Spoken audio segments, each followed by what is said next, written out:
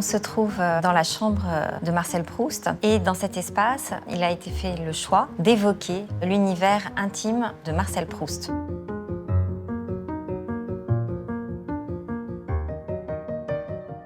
Il y a ce manteau, cette canne, ce petit carnet qui lui a été offert par Madame Strauss, qui était une de ses grandes amies. Il y a le panneau de liège qui calfeutrait la chambre du boulevard Haussmann. On a aussi un certain nombre d'objets qui lui ont été offerts par Anna Noailles, une poétesse qui était une de ses grandes amies.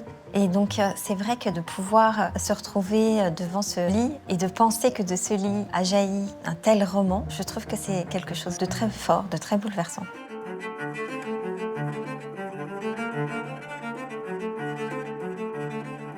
On sait qu'il avait cette habitude d'écrire dans son lit pendant des nuits entières. Il sortait tard, il revenait vers 1h du matin, 2h du matin, et là, riche de tout ce qu'il avait vécu, il commençait à écrire. Donc ce lit, c'est un petit peu le véhicule de sa pensée, de sa création. Les parents de Proust ont accepté de ne pas avoir probablement un enfant très conventionnel. La mère de Proust est un personnage très intéressant. Jeanne Veil, une femme très cultivée. Ils vont tous les deux tisser une relation très intime en fait. Et peut-être que cette relation très exclusive a effectivement conditionné la manière d'aimer de Proust plus tard. Il explore toutes les facettes de l'amour et de l'amitié aussi. Il n'y a pas un aspect de l'amour qui soit étranger à Proust.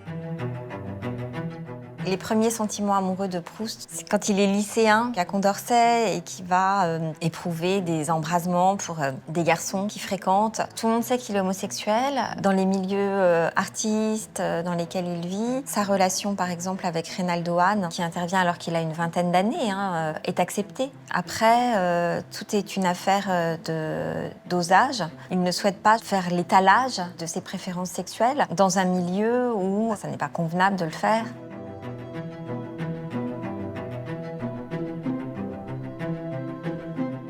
Nous nous trouvons devant un tableau qui a été peint par Jean Béraud avant 1905 et qui montre la sortie du lycée Condorcet. Le lycée Condorcet, qui se trouve rue du Havre, près de la gare Saint-Lazare, était un lycée extrêmement apprécié de la bourgeoisie intellectuelle à laquelle appartenait Proust. Et c'est dans cet établissement qu'il va rencontrer les fils de personnalités qu'il fréquentera ensuite dans des salons qui vont constituer ses premiers amis et parfois aussi être les premiers objets de ses inclinations amoureuses. Et donc il va être un peu l'objet de leur moquerie. Et donc ses premières amours, c'est des amours adolescentes en fait. Il va effectivement éprouver du désir pour ses camarades de lycée et il va leur exprimer.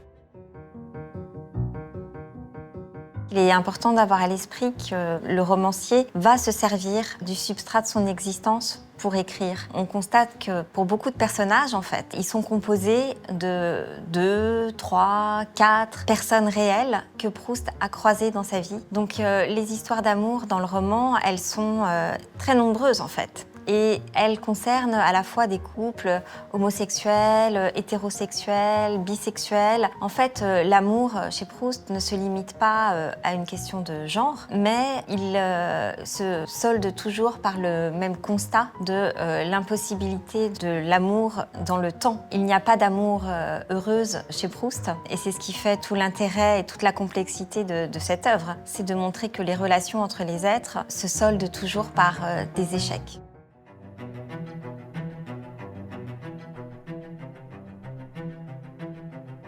Nous nous trouvons devant un accrochage extrêmement dense qui montre la majorité de la collection d'un marchand qui s'appelait François-Gérard Seligman. Parmi ces tableaux, il y en a beaucoup qui évoquent l'univers mondain dans lequel évoluait Marcel Proust. Et 2 œuvres peintes par Henri Gervex en particulier rendent compte de cet univers. Celle-ci, intitulée Le soir du Grand Prix au pavillon d'Ermenonville, qui a été peinte en 1905, montre ce restaurant qui se trouve dans le bois de Boulogne et qui est un lieu extrêmement prisé des élites. Et puis, un petit peu plus loin, le Pré-Catelan, un autre restaurant qui se trouvait également dans le bois de Boulogne et qui était aussi un lieu très à la mode et très recherché par les mondains au tournant du siècle.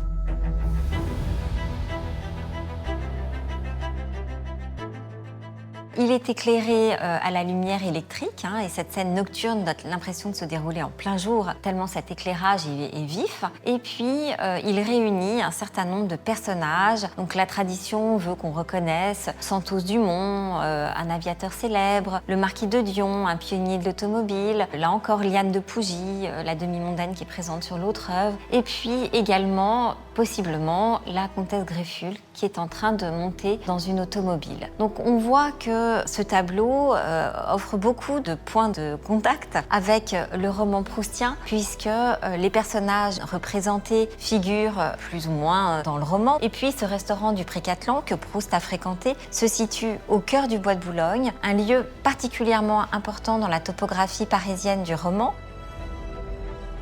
Le petit Marcel va être emmené en promenade au bois de Boulogne lorsqu'il est enfant. C'est là d'ailleurs qu'il va vivre sa première crise d'asthme importante. Et puis ensuite, ce bois va aussi être très présent dans le roman. Il y joue enfant et le narrateur, devenu adolescent, va se cacher dans les bas-côtés des chemins pour observer Madame Swann se promener, parer de ses plus beaux atours dans le cadre de ce bois de Boulogne. Proust est un mondain, il fera partie très vite et très bien de ce milieu dans lequel il est reconnu comme un esprit brillant. Donc on sait qu'à cette mondanité publique, il y a aussi le revers d'une vie nocturne cachée et réservée à sa stricte intimité, que sont des maisons closes destinées aux rencontres entre hommes dans lesquelles on sait qu'il se rend. Et Proust va d'ailleurs, dans une de ces maisons closes, le 11 janvier 1918, être arrêté. Il va être surpris avec plusieurs garçons et il va être brièvement inquiété. Mon interprétation, c'est que le seul véritable amour de Proust, c'est l'art. C'est la seule chose immuable de son existence. Il a connu un certain nombre d'amours, un peu contingentes, un peu fugitives. La seule permanence dans sa vie et la seule transcendance, en fait, c'est l'art.